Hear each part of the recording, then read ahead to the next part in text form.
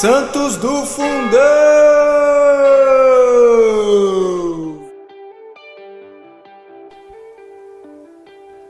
Fala, Santidade, tudo bem? Seja muito bem-vindo ao Santos do Fundão. Eu sou Mark Júnior e antes de conhecermos um pouco mais o santo ou beato de hoje, vamos aos nossos recados. Você pode ajudar muito essa obra de evangelização, né? Contando para as pessoas e falando dela, falando desse trabalho que a gente tem feito aqui e espalhando essa boa nova. Além disso, você também nos ajuda bastante indo no Facebook, curtindo a nossa página, estamos lá como Só Pela Misericórdia, e nos acompanhando no Instagram, estamos como @Só Pela Misericórdia. E se você puder fazer um pouquinho mais, você pode ir lá no iTunes e deixar 5 estrelinhas e um comentário pra gente, vai ser sensacional. Estamos também no Spotify, caso você prefira nos acompanhar por lá. E para uma coisa mais íntima, mais fala que eu te escuto, para um recado, elogio, crítica, sugestão, você pode mandar um e-mail para contato@sopelamisericordia.com.br. Então vamos agora para o episódio, saber e descobrir sobre quem nós vamos falar e quem é o time que está aqui para falar com a gente. E hoje estamos aqui com Dani Vieira, Tati Boni, Dani Morango, Cris Dias. E esse time aqui está reunido para falar dela, que é Santa Gema Galgani. Uma santa incrível. Então ajeita aí seu fone de ouvido. Se estiver escutando em casa, senta, se acomode aí, porque o bicho vai pegar hoje. Meu coração já começou a ter palpitar. Pode estar lavando louça também, viu, galera? Às vezes não dá tempo de sentar, não, pra ouvir o podcast. Ouve em pé no ônibus, o importante é ouvir. É isso aí. E vamos então à biografia de Santa Gema.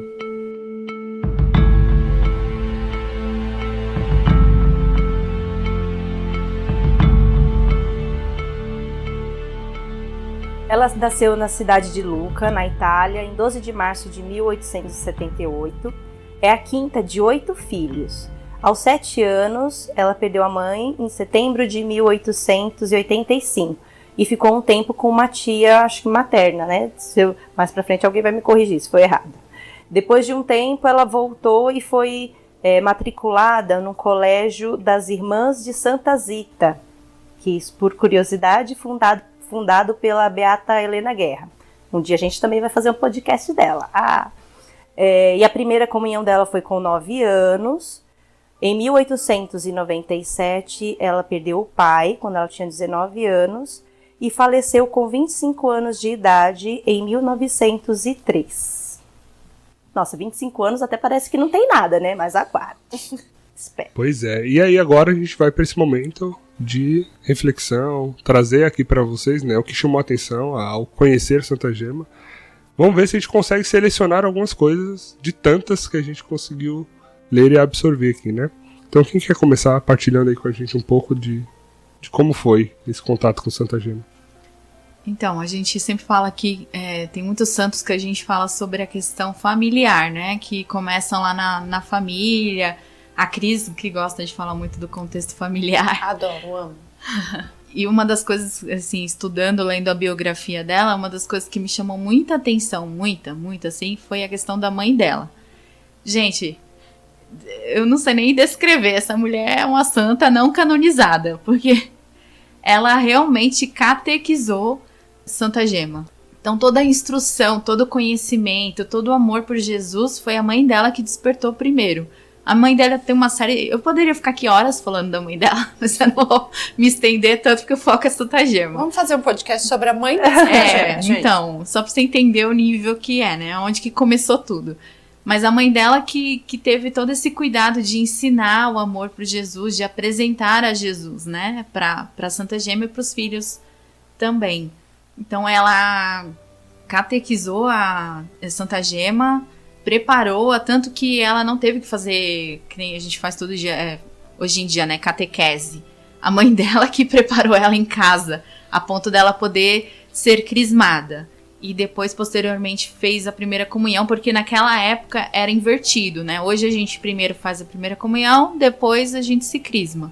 Naquela época era um pouco diferente.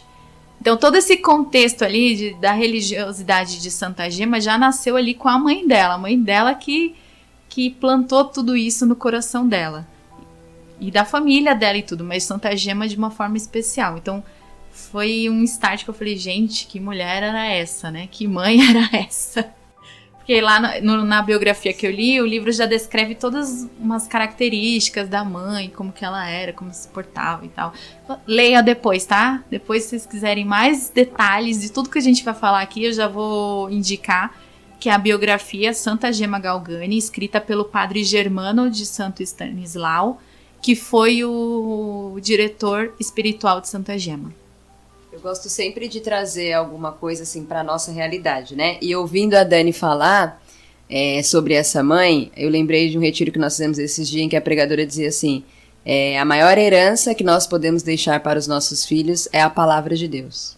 Eu gosto também de pegar esse exemplo para ver que hoje nós, que somos pais, por exemplo, podemos dar esse exemplo para os nossos filhos, né? Como o exemplo dentro de casa transforma muito mais do que de repente a gente ficar depositando, né, nossa fé, nossa esperança para que o outro catequize os nossos, né? Então, aquele velho ditado, né, de que ferreiro, eu não sei o ditado agora, esqueci. Pau, né? Santo de casa, santo de... Espeito de pau. Não, vamos mudar o ditado. Santo de casa não faz milagre? Nesse caso faz santo, faz milagre, então vamos educar, vamos ensinar, vamos dar exemplo desde pequenininho, porque faz muita diferença, né? E ela tinha, assim, já uma vida de oração desde criança, né? Então a gente pensa no papel dessa mãe, o quanto foi forte, porque a mãe levava ela para a igreja, elas rezavam juntas. Ela já pequenininha, parece que com 5 anos ela já lia o Ofício da Imaculada, gente. Quantos anos? 5. Lia bem o Ofício da Imaculada. O Ofício da Imaculada, para quem conhece, não é uma oraçãozinha que você faz ali antes de dormir de 5 segundos, né? É uma oração extensa. Ela rezava o rosário desde pequena, de criança. Rosário, 3 terços, né? Na época. 4. Agora são 4, na época era 3. Na época. Mas uma vida de oração que às vezes a gente como adulto não tem, né? Então, acho que reforça essa questão do papel da família, né? Todo santo nasce de uma família e eu sempre gosto de saber como era essa família. Então, essa mãe com certeza tinha toda essa vivência para, inclusive, passar isso para ela também. Né? E era legal que, enquanto a mãe estava fazendo, às vezes, os afazeres, né? Os deveres domésticos, Santa Gema ficava puxando a saia dela e pedindo: mamãe, fale-me mais de Jesus, fale-me mais de Jesus. Porque tamanho era o amor. E Santa Gema fala isso, que foi a mãe dela que despertou isso, que ela deve isso à mãe dela. Mais pra frente a gente também vai falar sobre alguns sofrimentos que ela passou, e eu acho, e pensando nisso, né, falando sobre a mãe dela, eu acho que ela não aprendeu só a amar a Jesus com a mãe, ela também aprendeu a sofrer com Jesus, porque a mãe também tinha muitas enfermidades, por isso que faleceu também enquanto ela era tão nova, né? Então, assim, a mãe dela, a preocupação dela era catequizar a filha dela antes de falecer. Então, assim, ela passou por várias barreiras, várias enfermidades, superou o sofrimento para que a filha dela fosse crismada antes mesmo dela falecer, né? Então, aprender a sofrer com Jesus, a Gema já começou, né, vivenciar e aprender ali com essa mãe, né? Desde Pensando criança. nisso agora. Enquanto a gente prepara os filhos para a faculdade, para a vida, para ser forte para a vida, sem Deus, né? Ela preparava ela para sofrer com Jesus, que faz toda a diferença. E foi uma pergunta que a mãe dela fez que despertou a vontade de Gema de ir para o céu, né? Que um dia a mãe dela pergunta assim: Gema, se eu pudesse levar-te para onde Jesus me chama, quererias ir comigo? Porque a mãe dela já sabia que o final dela estava próximo, né? Isso já ressalta que a mãe também tinha um diálogo ali com Jesus, né, gente? Que a mãe já sabia que Jesus queria levar ela para um lugar, né? Aí a Gema perguntou: para onde? Indagou, né? Indagou Gema. Para o céu com Jesus e com os anjos, respondeu-lhe a mãe. E aí foi com essas palavras que despertou na Gema esse desejo de ir para o céu, que até então, né, ela já tinha um amor e tudo, mas ela não tinha essa noção. E quando a mãe dela perguntou se ela queria ir, ela assumiu que ela queria ir, e aquilo virou verdade para a vida dela, e virou certeza, e virou a luta da vida dela, né? A luta para alcançar o céu.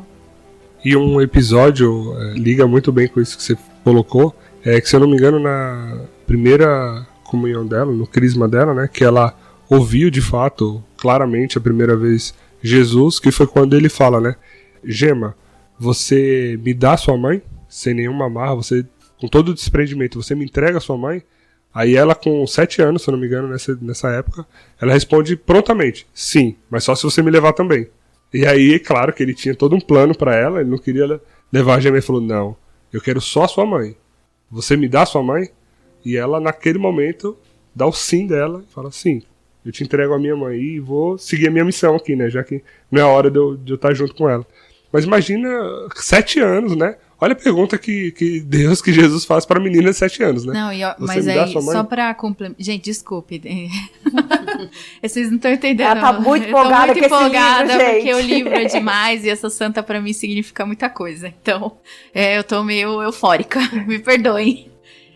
Não, sobre essa passagem que o Mark tá falando, então só aqui a própria Gema fala sobre isso. Então ela fala assim, eu vi o melhor que pude a Santa Missa rezando por mamãe, quando de repente senti uma voz no coração que me disse, queres dar-me tua mamãe? Sim, respondi, mas leva-me também convosco. Não, respondeu-me a voz, dá-me de boa vontade tua mamãe. Tu, por ora, deves ficar com teu pai. Eu a levarei para o céu, fica certa. Fui obrigada a responder sim. Acabada a missa, corri para casa. Meu Deus. Que aí foi quando a mãe dela, ela correu para casa e a mãe dela realmente estava falecendo. Né? Então, mas Jesus já disse para ela, vou levar para o céu. Então ela já tinha ali uma certeza de que a mãe dela estava indo para junto de Jesus mesmo e tal. E aí isso reforçou a vontade dela de buscar o céu ardentemente. Jesus disse isso pra ela quando ela tinha 7 anos, né? Então, com 7 anos, ela teve a certeza do céu na vida dela. E bastou, né? Ela não precisou ficar tendo a certeza do céu todo dia diante do sofrimento. Ai, meu Deus, será que agora eu vou pro céu mesmo? Então, Jesus deu a garantia pra ela do céu com 7 anos e tudo que ela fez no decorrer da vida dela era baseado nessa certeza. E no decorrer da vida dela também, a gente vai ver mais pra frente, mas que acho que começou aí com 7 anos, ela nunca disse não pra Jesus, né? Tudo que Jesus propunha para ela, sim, pode vir, Jesus, manda mais, manda mais. Então é uma coisa assim impressionante que começou desde a infância, né? E com 9 anos ela teve a primeira comunhão, né? E por insistência dela, porque ainda eu acho que ela não estava na idade. Ela não estava né? na idade. Ela queria tanto.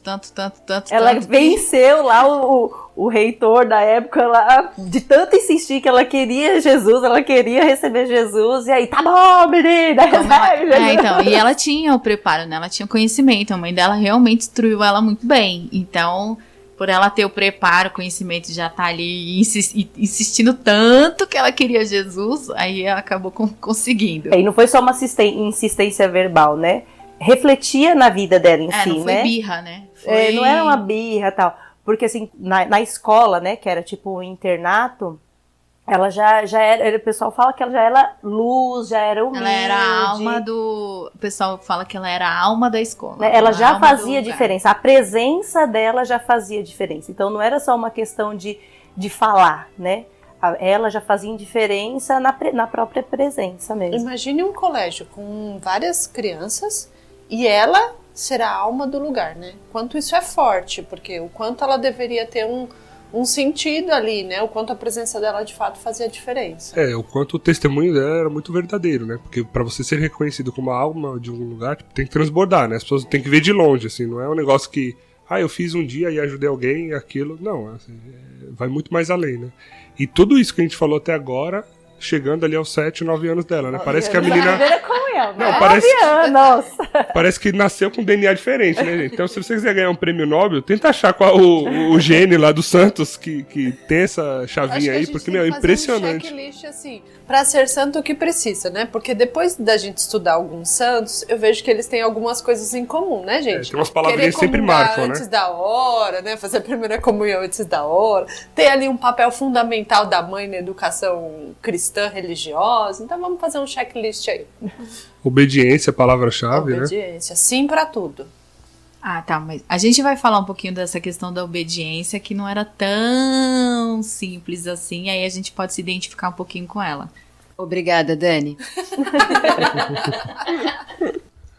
Importante isso, viu, gente? Muito importante. Não, eu posso falar já? Pode, da obediência, já que a gente já entrou. Então, assim, não, só falando que a gente fala, ela era obediente. Na biografia, o próprio diretor fala que ela não nasceu assim. Não é que a alma dela, o temperamento dela era uma alma obediente. Ela se moldou a ser obediente. Então foi uma coisa que ela buscou, ela lutou e ela foi se lapidando, né? Então, conforme foi surgindo, ela foi exercitando essa questão da obediência. Mas não é que ela nasceu obediente e, nossa, ela é o exemplo da obediência. Não, isso foi algo que ela foi lutando e conquistando durante a vida dela. Então, é um exemplo pra nós, por quê? Porque às vezes a gente fala, eu sou rebelde, nossa, eu não sei, não consigo obedecer dessa forma. Mas não é da noite pro dia, foi algo que ela foi lutando, ela foi buscando com a comunhão, ela foi buscando com as orações, e ela foi se lapidando, e a própria relação dela com Jesus foi fazendo com que ela buscasse isso ardentemente. Mas não é algo mágico, não nem foi fácil, algo, né? Não nem quer dizer, fácil. falar que ela é obediente quer dizer que foi fácil, Não é um né? dom que vem pronto, é uma virtude que vai ser Isso. exercitada. Foi uma- E que é uma das lutas, né? Faz parte das lutas de nós pecadores, gente, né? temos esperança aí. Vamos exercitar a virtude. E onde que essa obediência, onde que ela chegou dentro da obediência? Tem um exemplo pra gente, assim, tangibilizar o quanto Até ela a se tornou morte. obediente? Chegou até a morte. Oh, meu Deus do céu! O que levou a obediência? A morte. Não, a obediência levou ao céu, Ao gente. céu, ao Ao céu, muito bem. Não, só uma passagem para exemplificar o tamanho da obediência. Um dia o diretor dela quis testar ela para ver se ela era obediente mesmo. Eu achei muito engraçado. Aí ele falou, Ele ficava pregando umas peças nela, testando ela mesmo para ver que nível que ela era. Tipo, a vida dela já era tão fácil, né? Então, Ela e aí precisava de uns negócios dava assim também, né? Ele às vezes era meio cruel, eu achei. Eu falei, nossa, ficar testando ela nesse nível. E aí ela chegou num ponto de obediência que era assim. Mais pra frente a gente vai falar um pouquinho da Dona Cecília, né? Vai entrar aí na história. Mas Dona Cecília falava pra ela, Gema, você tá cansada, precisa dormir. Então, dorme. Ela virava pro lado e dormia. Imediatamente. Aí um dia o diretor dela pegou e falou assim, deixa eu ver se isso aí procede, né? E ele de vez em quando ia ficar lá na casa com eles e tal. Deixa eu ver se isso procede. Aí tava um monte de gente no quarto da Gema, ela lá, aí ele virou pra ela e falou assim, Gema, nós vamos sair porque você precisa dormir. Dorme. Ela virou pro lado e dormiu. Aí ele pensou em pensamento. Ele falou assim, eu vou pensar aqui, que vou dar uma ordem em pensamento pra ela acordar. Vamos ver, em pensamento, ele não falou. Falou, Gema, acorda. Em pensamento. Ela imediatamente abriu os olhos e sorriu. Aí ele, pra instigar ela, falou assim, é assim que você me obedece? É essa a sua obediência? É assim que você obedece? Ela, senhor padre, não se aflija. É que eu senti um cutucão no ombro e uma voz me disse, Gema, acorde que o diretor tá te chamando.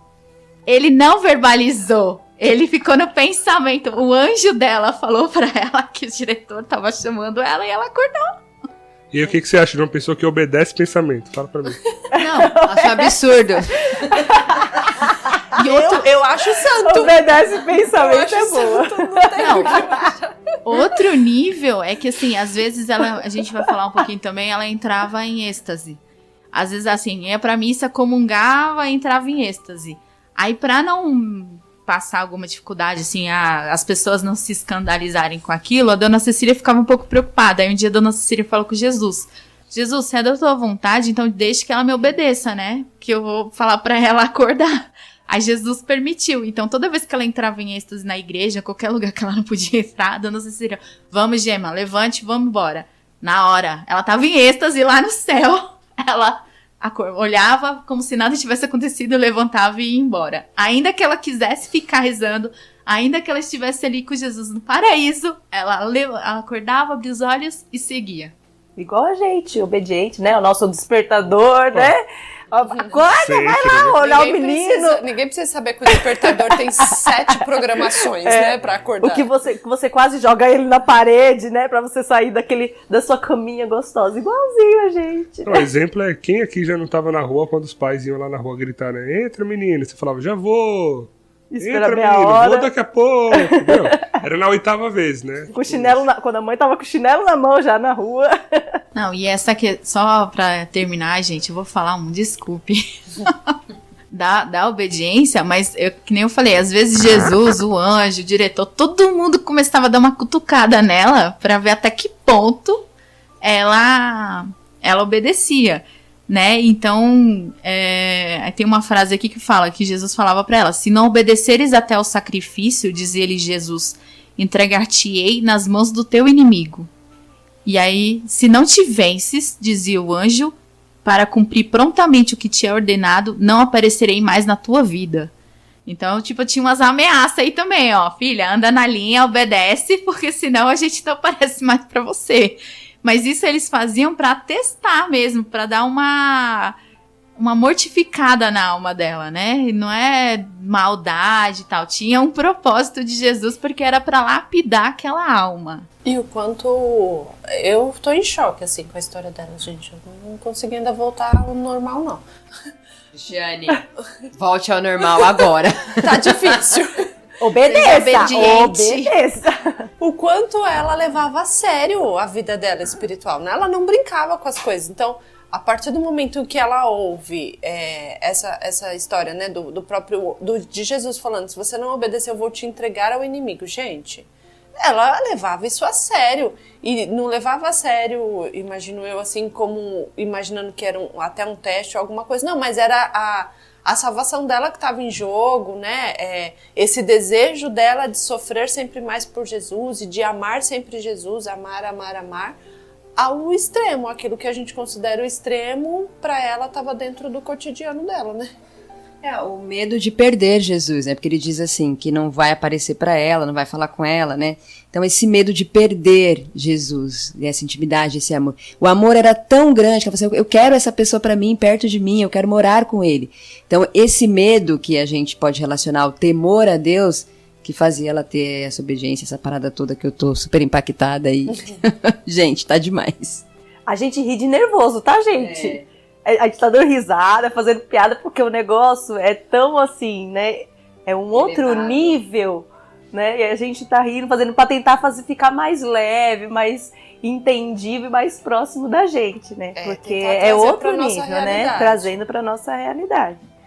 Porque antes de começar a gravar o podcast, a gente tava, meu Deus, como é que vai ser isso? Porque essa mulher é do babado. A gente tava com medo mesmo. Lembrando uma coisa, né, importante, de que ela não é religiosa, viu, gente? Não é religiosa. Apesar dela ter tentado entrar em algumas ordens. Em todas, eu acho. Ela tentou em todas da cidade dela. Pasmem, não é religiosa. Não sei se vocês conhecem o ícone, a imagem dela. Se você não conhece, dá uma pesquisada aí. Antes de eu conhecer a história dela, quando a gente olha a imagem roupinha, dela, né? Eu achei que ela era uma religiosa. Mas tem até uma história muito interessante, Dani, se você achar aí no seu super livro. Com certeza ela vai achar. Mas Por quê, o né? episódio do porquê que ela escolheu essas vestes, né? O que explica essas vestes? Tá fácil, Dani? Não? Então vou contar. A gente só comenta, Então, a família dela, inclusive o nome dela, Gema, significa joia, né? Uhum. E o tio dela que escolheu esse nome pra ela, e quando o tio escolheu, a mãe não gostou porque não era o nome de um santo. E o tio falou que ela seria uma joia do paraíso. Então o tio já profetizou que de fato ela seria uma santa, né? Que o nome dela não era até então de santo, mas hoje já se tornou. E aí a família dela trabalhava com essas questões de joias, e quando ela já estava adolescente ali, ela saiu na rua com um relógio que ela tinha ganhado do tio, e ela toda, né, pra cima e pra baixo com o relógio e tal. E aí ela ouviu Jesus dizendo pra ela que não era, que a única joia que poderia ser que ela só poderia ser exposta ao próprio Jesus, que nenhuma outra joia ela deveria expor ao mundo, às pessoas, que somente ela deveria ser guardada para Jesus. Que ele fala assim que uma esposa do crucificado não pode andar com joias e adornos. Isso. E aí, a partir daquele momento, ela jogou o relógio fora, o relógio de ouro, gente, ela jogou fora. E ela jogou um anel também que ela tinha ganhado de um outro familiar. E ela confeccionou, fez as vestes dela, que é essa que a gente conhece hoje na imagem. Então ela fez uns 3, 4 modelos ali parecidos e ela ia trocando. Era um chapéu preto, um vestido preto e uma capa preta que ela jogava por cima. Isso sempre me deu a impressão dela ser religiosa, mas ela, apesar dela não ter sido aceita em nenhum convento, ela não precisou, né? Se aqui não me entendam a mal, mas ela não precisou. Ela fez da vida dela e ela também fez os votos, os 3 votos mais conhecidos diante de Jesus e viveu a vida assim. Ponto interessante é o quanto ela era radical nisso, né? Porque ela não tinha meio termo, né? Ela realmente ia pro radical. E o que me chama a atenção nessa questão da roupa que você falou é a radicalidade dela, né? Porque, assim, ela é sempre uma jovem muito bonita e tal, e primeiro que ela recebeu essa mensagem, né? De que a esposa de Cristo tem como adorno os espinhos e a cruz, né?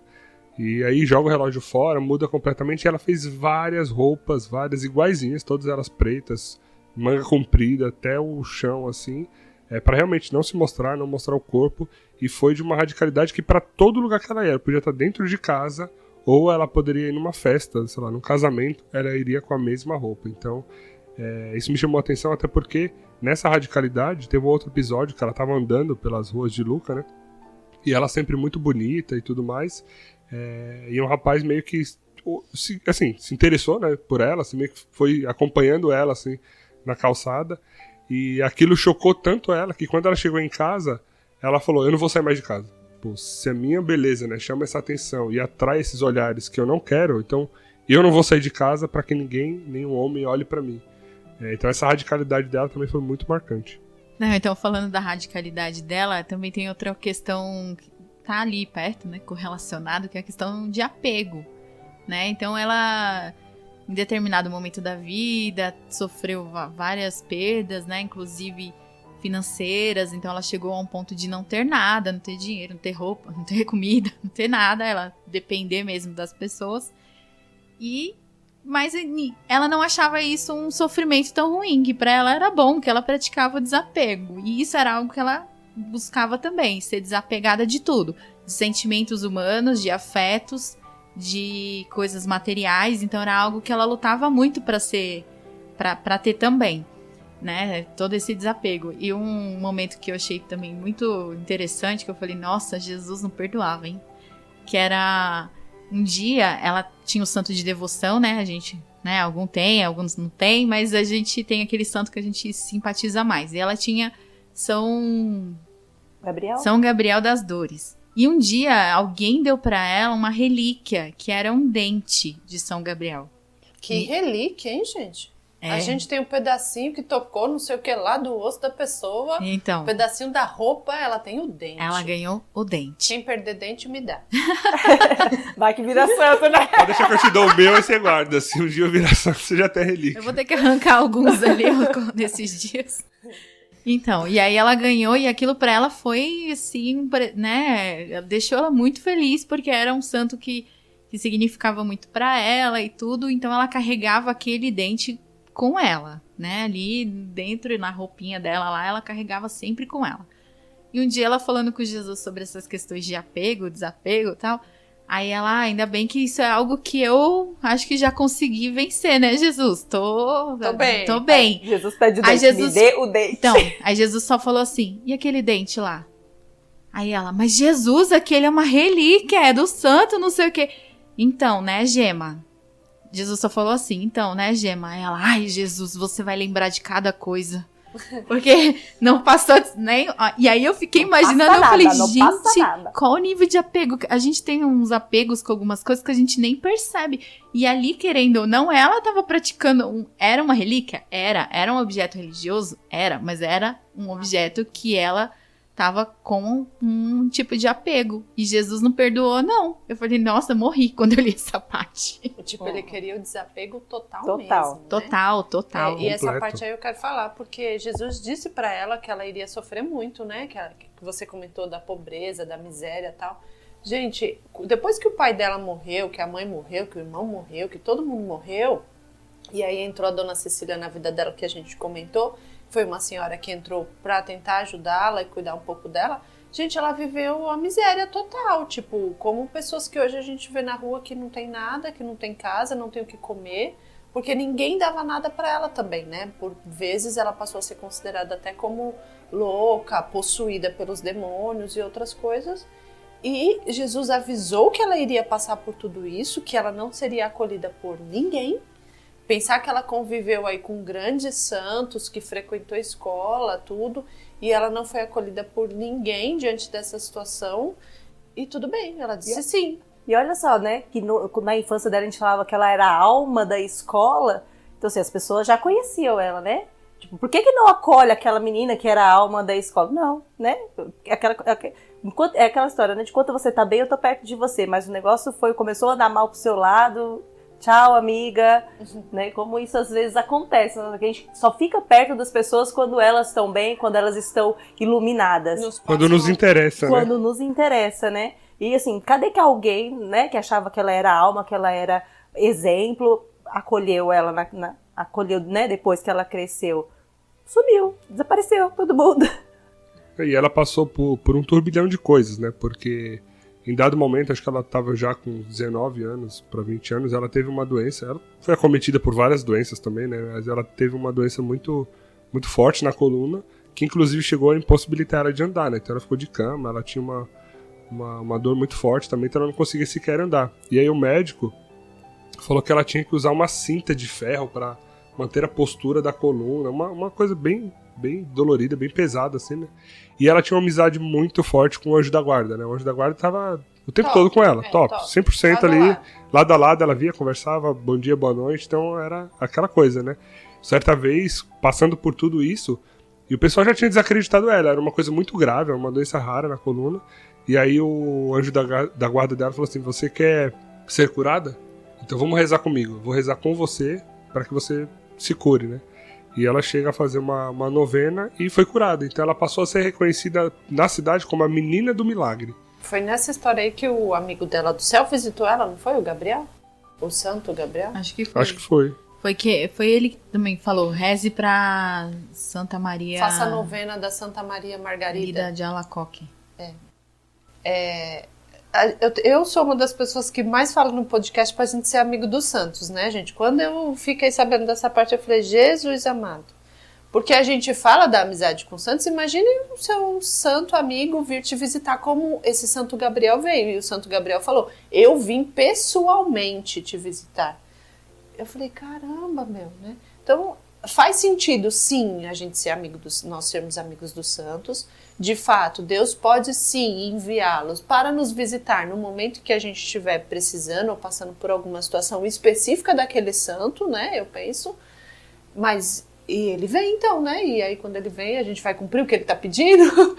Porque ela tinha esse grau de amizade tão profundo também com esse santo, que era um santo amigo dela, um santo devoto, São Gabriel. E ela cumpriu o que ele pediu, que foram os 9 dias da novena. Depois desses 9 dias, ela foi milagrosamente curada. No último dia, ela foi curada. Então, às vezes, a gente já quer receber a graça no primeiro dia da novena. Calma que são 9, né? Então, a gente tem que esperar chegar o dia, a graça oportuna. E aí, ela ficou conhecida como essa jovem do milagre mesmo na cidade. E o que eu queria completar realmente é isso, né? Que ela passou a ser reconhecida como uma garota jovem do milagre, o que era algo bom, vamos dizer assim, né? Ela foi reconhecida por isso. E logo na sequência, dado esse cenário de que Jesus comentou que ela cairia no esquecimento, sofreria muito, não teria nada e tudo mais, e ela aceitou, né? E deu esse sim. As pessoas simplesmente esqueceram quem era ela, né? Aí, de garota do milagre, ela passou a ser louca, possuída, demoníaca, dado as experiências místicas que ela teve com o demônio também, né? Falando aí um pouquinho sobre essa questão, né, do sofrimento, dela ter sido reconhecida não, né, ter sido chamada de louca, né, julgada como louca, porque ela teve uma série de experiências místicas, né? Na verdade, desde a infância, o Senhor foi se manifestando, falando com ela viu o anjo, ela viu os santos, ela realmente era uma alma mística. E as pessoas não têm, até hoje, né, as pessoas não estão acostumadas com esse tipo de experiência. Então, tudo que é diferente é tido como estranho ou como loucura. E ela foi muito julgada por isso, né? como a gente falou, acho que a gente chegou a falar aqui, que ela sofreu os estigmas de Jesus.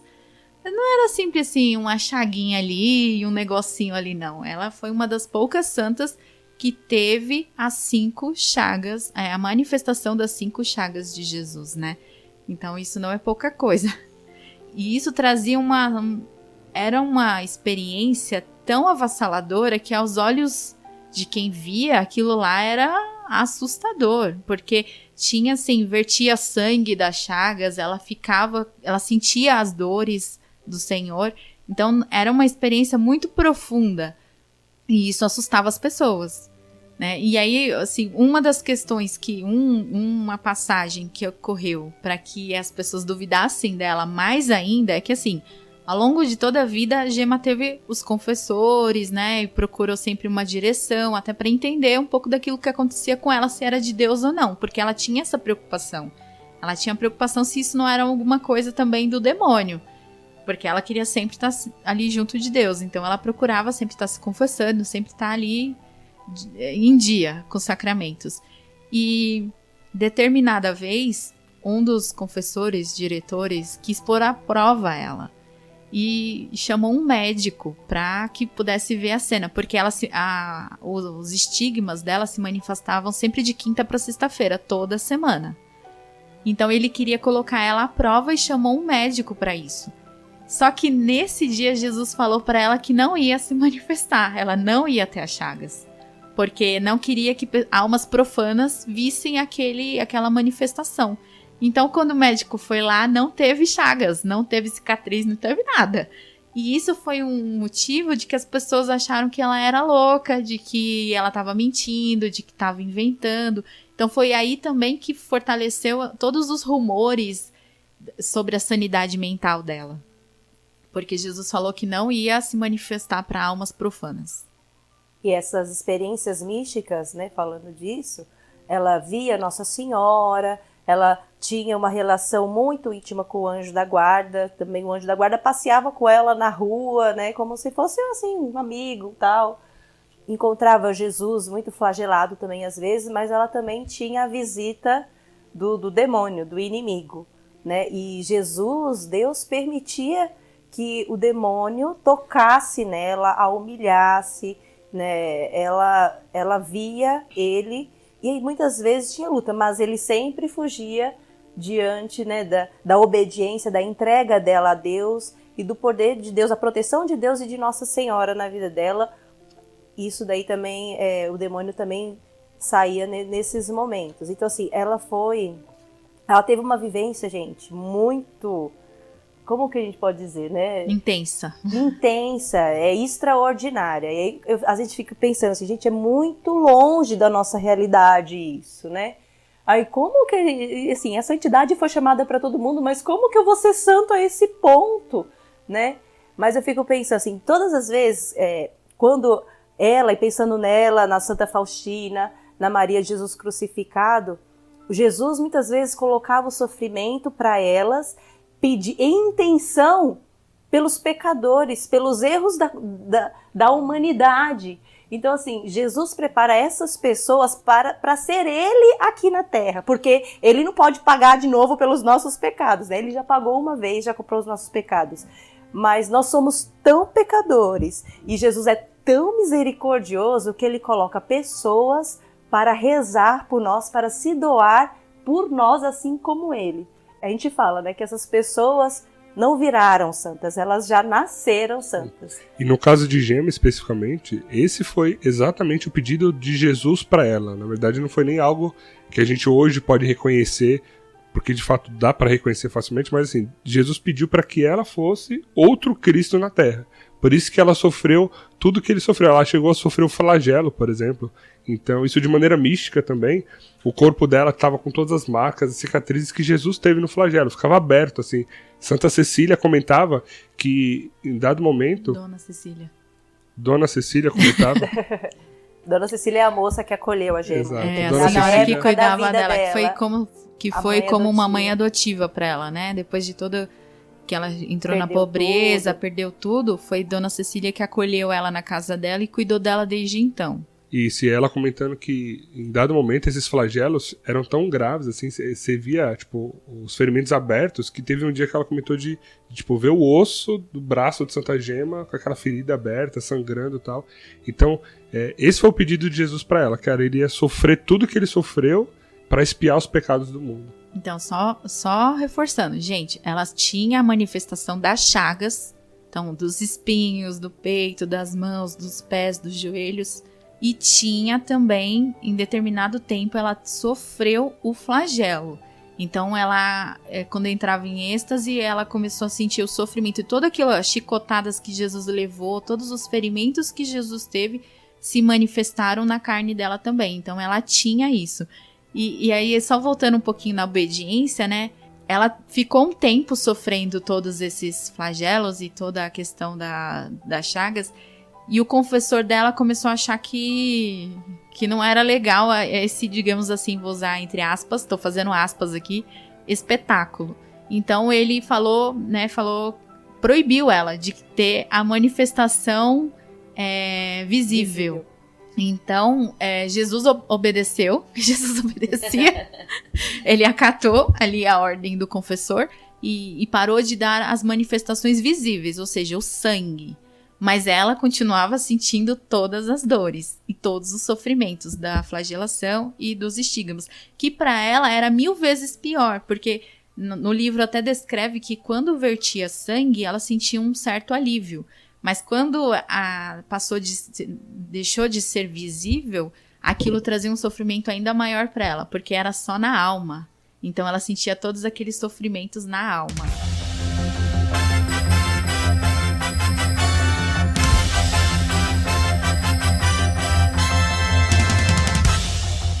Pessoal, desculpa atrapalhar o episódio de vocês aqui, sei que tá sensacional, mas nós queremos trazer uma novidade aí pro podcast, que dentre tantos santos que a nossa igreja tem, nós não conseguimos deixar de falar de alguns que são muito importantes, são populares, são muito conhecidos, mas que nós achamos muito válido trazer a história deles aqui para vocês também.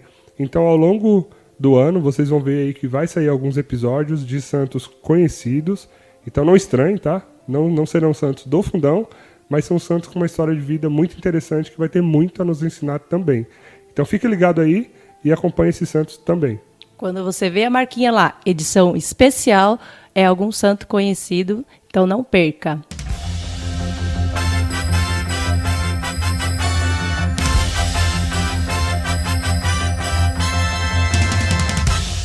Dani Vieira, queria falar um pouquinho do que você falou sobre a santidade, o chamado de santidade, porque a gente traz às vezes esses santos assim com vida extraordinária, né? Mas, por exemplo, quando a gente fala do médico que viveu ali, né, a santidade dentro da profissão, quando a gente traz Chiara, acalanta o nosso... Sim. Acalanta? Acalanta o nosso coração, porque a gente pensa assim, que a santidade é possível mesmo a todos, né? Não é pra você ouvir esse podcast e falar, ai meu Deus, eu não vou ser santo, eu não tenho as chagas, eu não sinto isso. Não, essa não é a proposta. A proposta é você conhecer a vida dos santos, mas entender que cada um tem um chamado, né? E que de repente a minha luta é porque eu falo demais, a minha luta talvez seja a minha desobediência, a minha luta é pela castidade, pela castidade.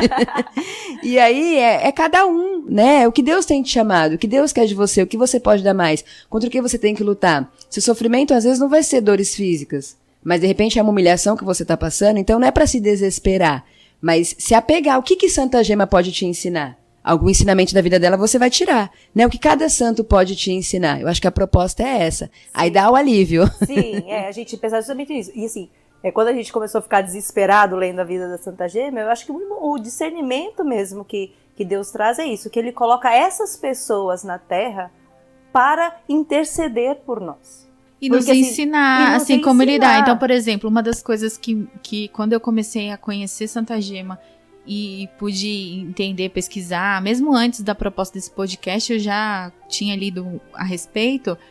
A questão do sofrimento, ela é uma alma e tem uma passagem que Jesus chamou-a para sofrer e ela escolheu sofrer por Jesus. Mas como que eu posso lidar com os meus sofrimentos nesse dia? Então, assim, para que o sofrimento não seja vazio. Então, se eu tô passando uma dificuldade, eu tô passando alguma provação, eu tô ali com alguma luta, então que eu possa ofertar isso ao Senhor, ofertar pelas almas dos pecadores, pelas almas do purgatório, pela minha própria conversão, a conversão da minha família. Então, para que o sofrimento não seja algo em vão. Isso foi algo que ficou muito forte para mim. E assim, é o amor infinito de Deus por nós, né? Quando a gente vê isso. Porque ele coloca pessoas capazes de sofrer tudo isso e rezar por nós. Então, assim, todos esses santos que a gente aborda aqui, então, esses que são místicos e outros que têm uma vida mais próxima da nós, é a prova, é a manifestação de Deus, do amor de Deus por nós, né? A infinita misericórdia dele por nós. E o amor que ela tinha por Jesus, acho que ficou tão expressivo para mim numa frase famosa que ela disse, né? Mas o contexto da frase também me chamou a atenção. Foi que certa vez ela estava no quarto dela lá, só tava ela e o padre, que era o confessor dela, o diretor espiritual. E aí, do nada, assim, o padre, tipo, quando ele menos esperou, assim, ele viu, tipo, um gato grande, assim, feio, tudo estranho no quarto, mas era muito amedrontador aquilo ali. E aí o padre foi se assustando, ele foi ficando meio que no canto do quarto, assim, aí o gato pulou em cima da cama de Santa Gema, onde ela tava, e foi, tipo, indo em direção ao rosto dela, assim, sabe, pra assustar, colocar medo e tal. E ela com a cara normal, tranquila e tal. E o padre, preocupado, falou, tipo, Gema, você não tá com medo? Ela, não, padre, fica tranquilo, esse aqui, tipo, é o demônio, ele que quer fazer alguma coisa comigo, ele não vai fazer nada com você não precisa ficar com medo, pode ficar tranquilo. É só o demônio, daqui a pouco ele vai embora. Porque ela já estava tão acostumada, sabe, ser atormentada por ele, que isso já não chocava mais, né? E aí o padre, na hora, quando ela explicou isso pra ele, ele pegou água benta e tal, meio que jogou nesse gato, e o gato sumiu. Do jeito que apareceu, ele foi embora. E aí o padre, chocado, falou, mas como é que você não tem medo? Ela falou, padre, eu só tenho medo de magoar Jesus, mais nada. Então, assim, isso demonstra, né, o amor que ela tinha por Jesus. Ou seja, pra ela, pecar não era assim, uma coisinha ou outra, né? Era magoar Jesus. Então ela não pecava por conta disso, né? Acho que o amor estava tão acima de todas as coisas, né? E até essa questão, né, dela ser atormentada pelo demônio, um outro fato que me chamou a atenção nessa pesquisa da biografia dela, foi um momento meio que de humor dela, né? Porque certa vez ela escreveu para um padre, né? Ela falou assim, padre, ela estava falando do demônio, né? Ela falou, padre, se você o tivesse visto, quando ele fugiu fazendo caretas, você estaria a rir. Ele era tão feio, mas Jesus me disse para não ter medo dele, não. Então, imagina, acho que assim, ela se acostumou tanto que ela começou a fazer piada com o demônio, né? Então... E o demônio atormentava ela de tal forma, né?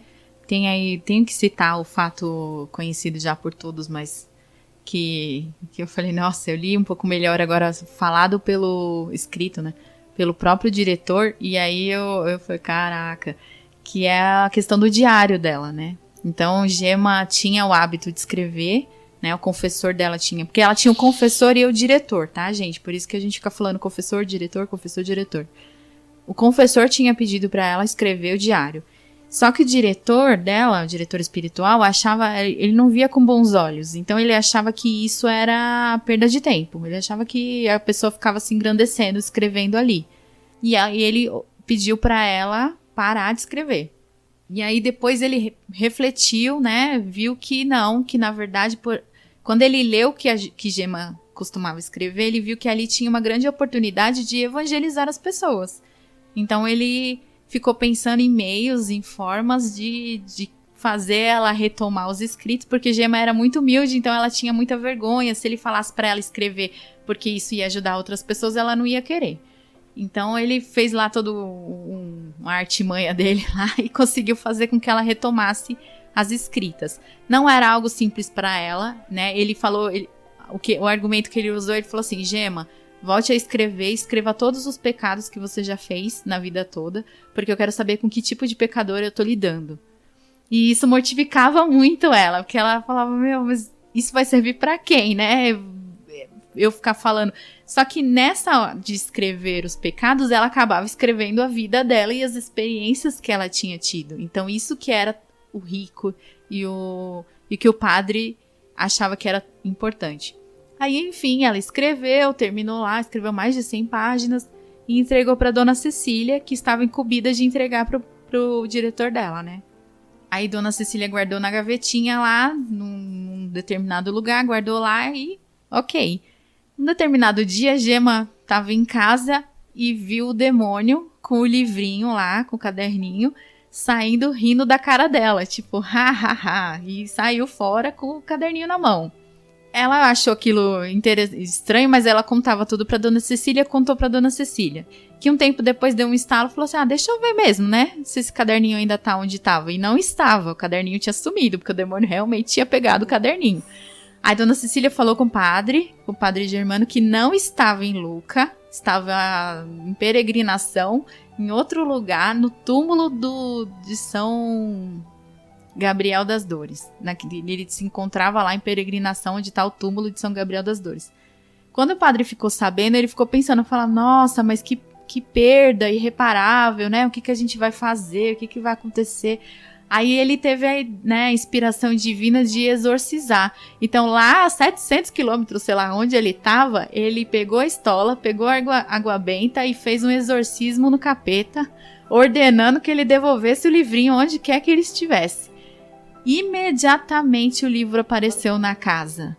Todo chamuscado, com as páginas todas chamuscadas, mas dava para ler perfeitamente tudo que ela tinha escrito. Mas imediatamente após o exorcismo, o livro apareceu lá. E o padre que escreve o livro, né, padre Germano, que foi ele que fez o exorcismo, ele fala, gente, ele reforça, eu não estou inventando, eu só estou escrevendo fatos, isso de fato ocorreu. E na verdade tem uma foto de uma pessoa segurando o livro, Tem, né? na internet tem, gente, pode pesquisar. Não, e se você quiser ver o livro, vai em Lucca, lá na Itália. Se você tem tivesse a lá. oportunidade, o livro tá lá. Tá tudo que a gente tá falando aqui, então você tem a oportunidade de ir lá e ver o quarto de Santa Gema, onde ela viveu, a roupa que a gente descreveu aqui, tá lá exposta, inclusive o diário, né? O livro Um dia, com a graça de Deus, eu vou. Amém. E uma história também, pra gente não ficar falando também só do capeta e do exorcismo, né? Vamos puxar pra outro caminho aqui também. Uma coisa que me chamou a atenção, meu, é que quando... e já até partindo pro encerramento, né? Que me chamou a atenção, assim, como a intimidade dela com o anjo da guarda, com os anjos, né? Maria e os santos, era incrível, né? Porque, por exemplo, ela muitas vezes se correspondia, né? Com outros padres e com outras pessoas... Por cartas, claro, né? Era o meio que eles tinham antigamente, não existia o WhatsApp. Então, eles escreviam cartas. E olha só, né? Ela escrevia uma carta, então vamos supor, ela queria mandar uma carta para um padre que estava lá, ou o próprio diretor dela, né? Então, às vezes ele estava em peregrinação, em outras missões. Ela escrevia a carta e deixava a carta, tipo, num altarzinho que ela tinha no quarto dela. Tipo, como se fosse um relicário, assim. Ela deixava a carta em pezinho ali. No dia seguinte, a carta sumia. Não tava lá. Eu ia falar, a carta sumiu. Vai falar que a carta sumiu. A carta sumiu. E aí o que acontece? Melhor, presta A atenção. carta, no outro dia, aparecia lá no destinatário. Ou seja, se ela tava mandando a carta pro João, aparecia lá na casa do Joãozinho. E aí o que era mais estranho? Que aí a dona Cecília, ela via que ela depositava a carta nesse relicário e no dia seguinte a carta sumia. Aí para a dona Cecília ela não entendia, tipo, alguém jogou fora a carta, alguma coisa assim. Só que as respostas da carta começavam a chegar. Então assim, a dona Cecília nunca viu ela sair de casa pra nunca colocar nenhuma carta no correio, mas todas as respostas das cartas que ela mandava chegavam. Por quê? Porque o anjo da guarda entregava as cartas dela. Não, e não só isso, mas ela sabia quando ela ia receber a resposta, tá? Ou seja, Ela quer um sabia. Sedex melhor que e aí, esse? assim, ela sabia, falar, vai chegar amanhã a Hoje- resposta da carta do fulano lá, ela sabia. Jesus até deu uma puxada de orelha nela nessa coisa, porque ela um dia comentou com alguém, falou, amanhã vai chegar a carta lá do frei, sei lá, do padre Germano. E aí Jesus falou, Gema, não quero que você fique falando nem contando vantagem. Ela, tá bom, Jesus, não falo mais, Foi. desculpa. É que eu fico tão ela falou, eu fico tão empolgada que vai chegar a carta que eu comento, mas eu não comento mais. Você tava precisando da ajuda desse anjo lá, porque, gente, Guanabara tá difícil de receber correspondência, viu? Tenho que descobrir quem é esse amigo anjo dela, falar, ô Gema, pede ajuda pro seu anjo, porque eu não tô recebendo minha correspondência, não. Gente, deixa eu só contar uma última historinha pra gente encerrar, que é tão lindo, tão linda, tão linda. Eu achei o máximo. Que é assim, o padre presenciou isso, o padre Germano, o diretor dela. Ela tava lá em êxtase, lá conversando com Jesus, né? O padre chegou e ela tava lá apresentando um pecador pra Jesus e pedindo por esse pecador. E Jesus falava que não ia dar, não ia rolar. Vou falar com as minhas palavras, tá? não ia rolar e tudo. E aí ela, não, mas Jesus, tal. Aí Jesus falava, não, mas a justiça. Aí ela falou pra ele, mas eu não tô apelando pra justiça, Jesus, eu tô apelando pra tua misericórdia, eu quero, tô pedindo pela tua misericórdia. E Jesus apresentava os fatos, falava, não, esse cara aí, ó, já dei todas as chances, não vai rolar.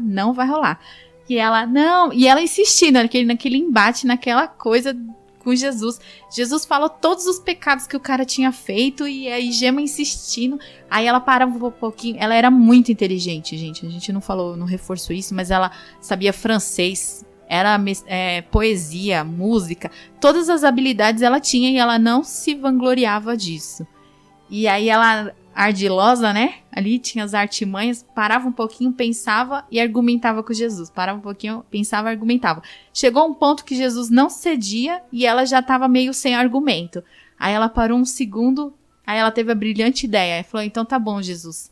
Se eu não estou conseguindo te convencer, então vou apelar para aquela que vai conseguir. E chamou Maria.